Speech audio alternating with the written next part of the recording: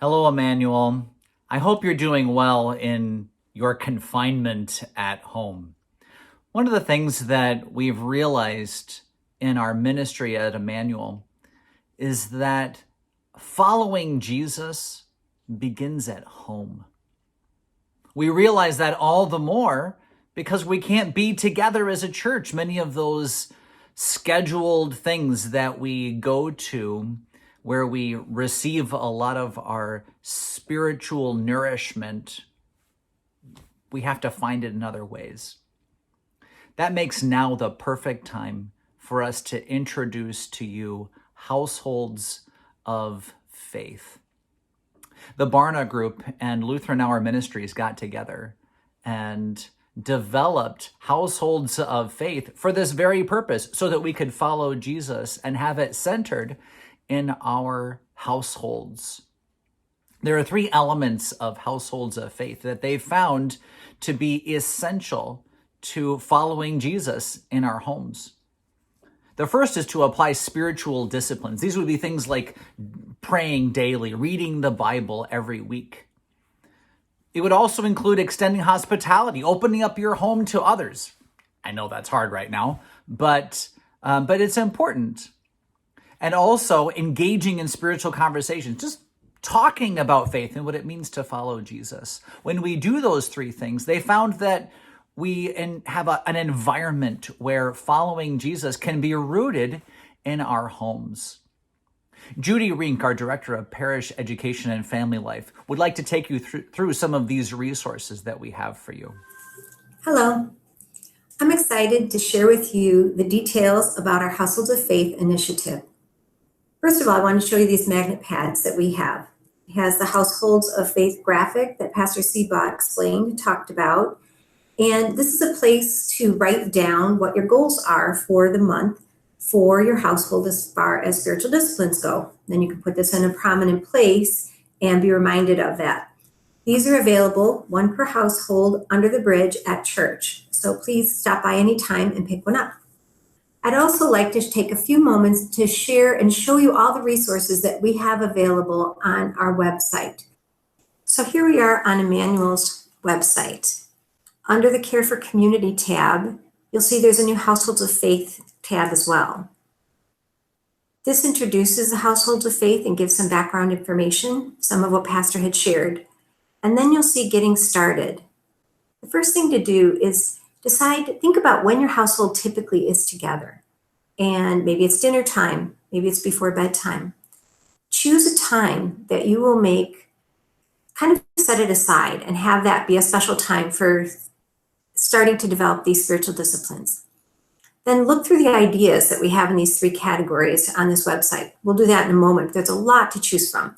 Decide on one or two goals that you would like to accomplish as a family, and then get the magnet pad that I told you about, and you can write that down for what you'd like to do for the rest of this month. And then, of course, make any adjustments along the way. If there's something that's not working for you, don't worry about it. Just try some other resources. There are a lot of different ones out there. So of the three aspects of Household of Faith, the first one is applying spiritual disciplines. We're going to take a look at what that is. The two main areas in applying spiritual disciplines involve daily prayers and weekly Bible reading as a household. Here you have some ideas for daily prayers, if you need some.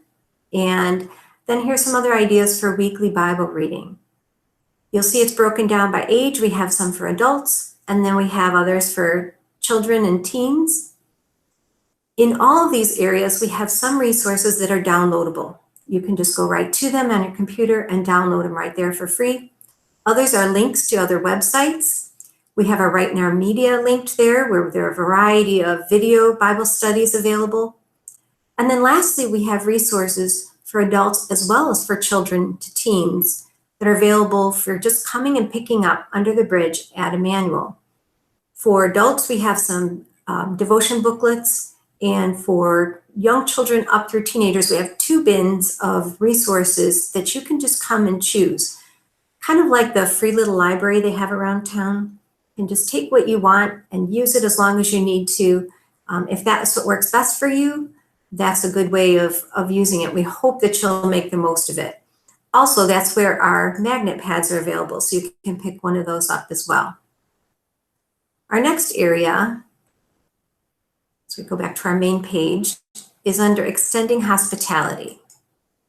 Now, the definition of extending hospitality is inviting non-family guests into our homes.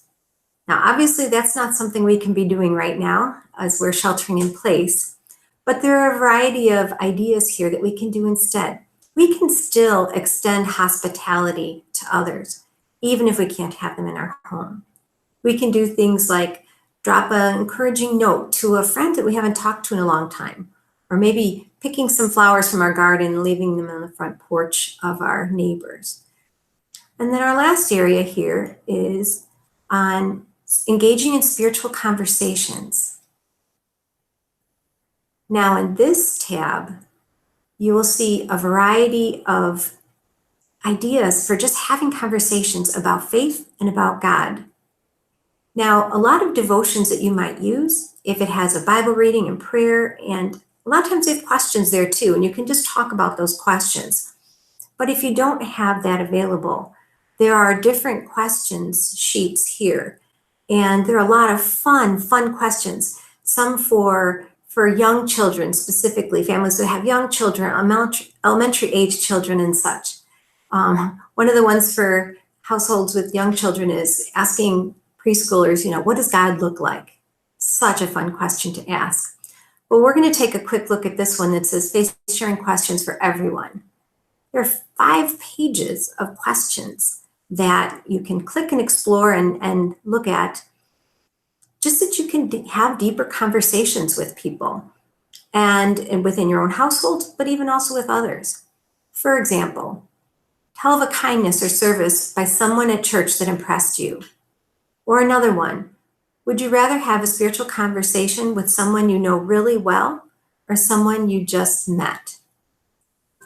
We hope that you will take advantage of these resources and that they're a blessing to you and to your home. Thanks, Judy.